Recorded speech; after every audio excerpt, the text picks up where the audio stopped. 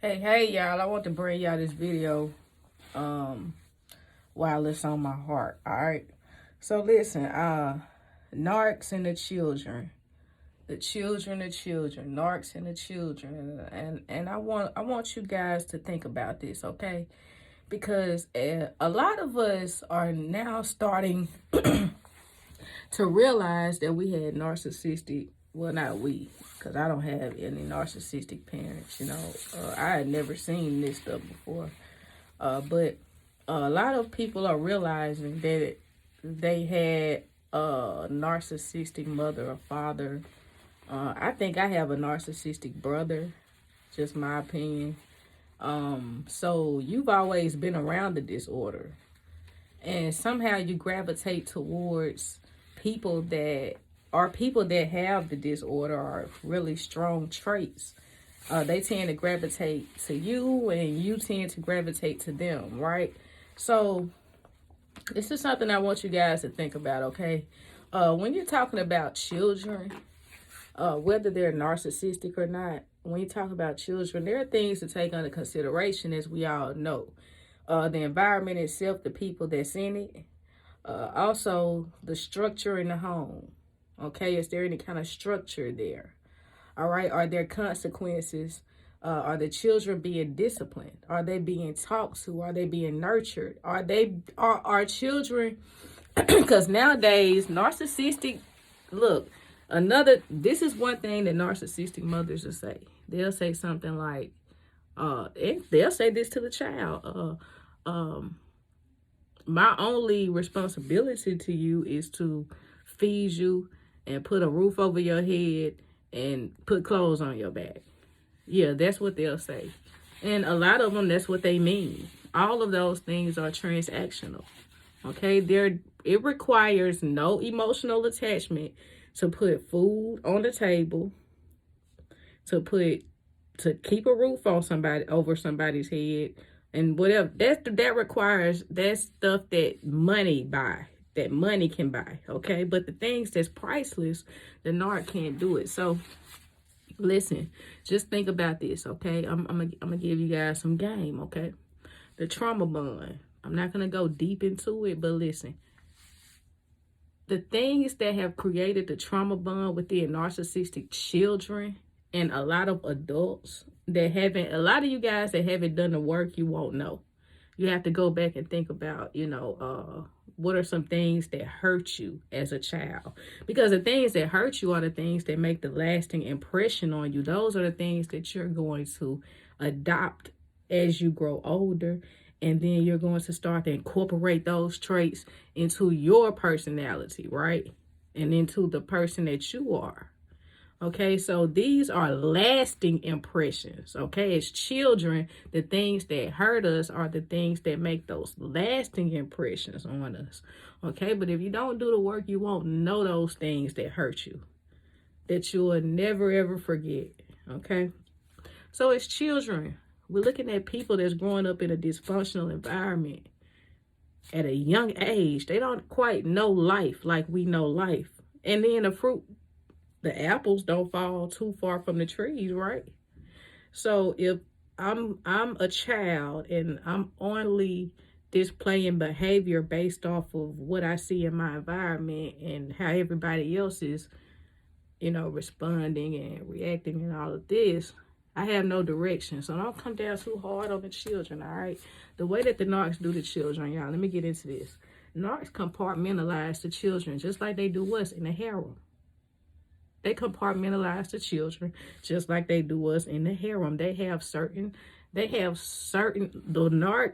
ex-narc that I has four. And all of them had specific roles. The oldest was good for cooking.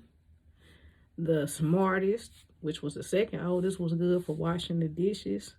You know what I'm saying? And the third one was good for, cleaning the living room or whatever. They all had a specific chore while the narc would be in the bed. Now, on the outside looking in, that looks pretty that looks kind of structural.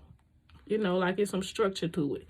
But when you're on the inside, and I saw that, look, this, you just gonna, like, you're not gonna get up and say good morning to them and cook breakfast and talk about, just whatever. No, it was always, lazy and just using the kids based off of what the narc needs, okay? The kids would accommodate the narc, okay?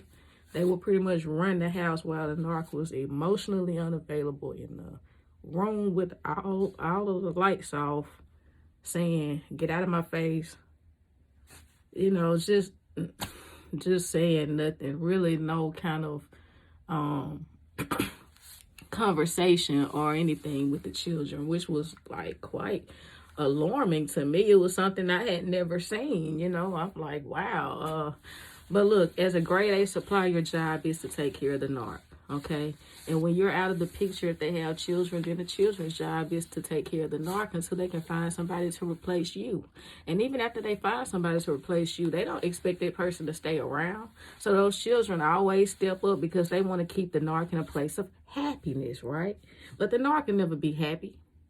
Right? The narc can never be happy, and the children know this. The children know how to tiptoe around. The children know, and the children get in a funk too, just like the narc does. The children get in funks too. They don't know how to function in that kind of environment. They don't have anybody to talk to, anybody that can understand where they're coming from. A lot of people that pick up on what's going on, they don't stay around. Right? Healthy people don't stay around. They go somewhere else. They may call themselves still being with the narc, but they're not going to sit there and be just marinating in the dysfunction like a grade A supply would. So that's why the narc, hoovers. They hoover every single body. But anyway, so children go on a roller coaster of ups and downs, and they can't get off. We have the luxury of being able to get off of the roller coaster because we're older. We can move. They can't get off. So they stuck. A lot of them are stuck on that roller coaster. So you really can't, blame them or come down too hard on them when they start to pick up those traits because they're children, right? So that's the root of the trauma bond, okay? And let me tell you, they compartmentalize those children based off of their needs. And they compartmentalize those children based off of their needs, the narc's needs, not the children's needs. They compartmentalize the children based off of their needs, just like they do us. They treat us just like the children. Just like the children. The only reason why my ex-narc has so many children is because people on the outside looking in, it's all about image, man. That stuff looks good to them. Like, you have two of your own in custody of your two nieces, like, and you're single mother. And, that looks good to, everybody. The co-workers, like, everybody. But it's all about needs, y'all. It's all about needs. It's all about needs. It's all about the narc's needs, okay? The children cover up until the new supply can come in and really take your place, like move in or, really just take things to the next level with the narc. And when the narc feels comfortable with the grade A, they start to give the children the silent treatment. They start to, that's how they function around the children because they have no emotional attachment to them. They have nothing to talk to the children about, man. I done heard some really like abusive comments I would say on this video. I'm not gonna say on this video because when I heard it, I was like, damn, you talking like that to your child? You talking like that to your children? I would never talk like that to anybody, not children or not. I would never, man, that was some, but they have to stay there and they have to tolerate that. Okay. So if you're fortunate that you've gotten out, don't blame the children. Just know what they're good for, just like the narc.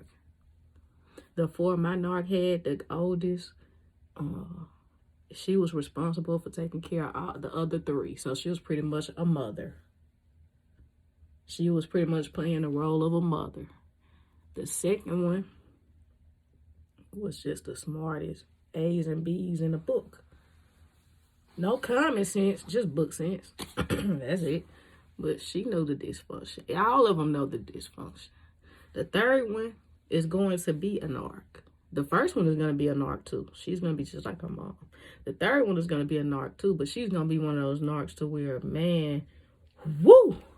I mean, man, she got some anger. She got major anger issues, but she's the kind of narc to where she's smart, but she knows the dysfunction, right? But she feels like that's a good way. The tactics and things, that's a good way to maneuver through life because she sees those tactics that are displayed with the ex-narc of mine, okay? She sees those tactics displayed and how those tactics are used with other people. And she's growing up thinking that that's okay. All right. Nobody shows her different, tells her different. She'll never know. Right.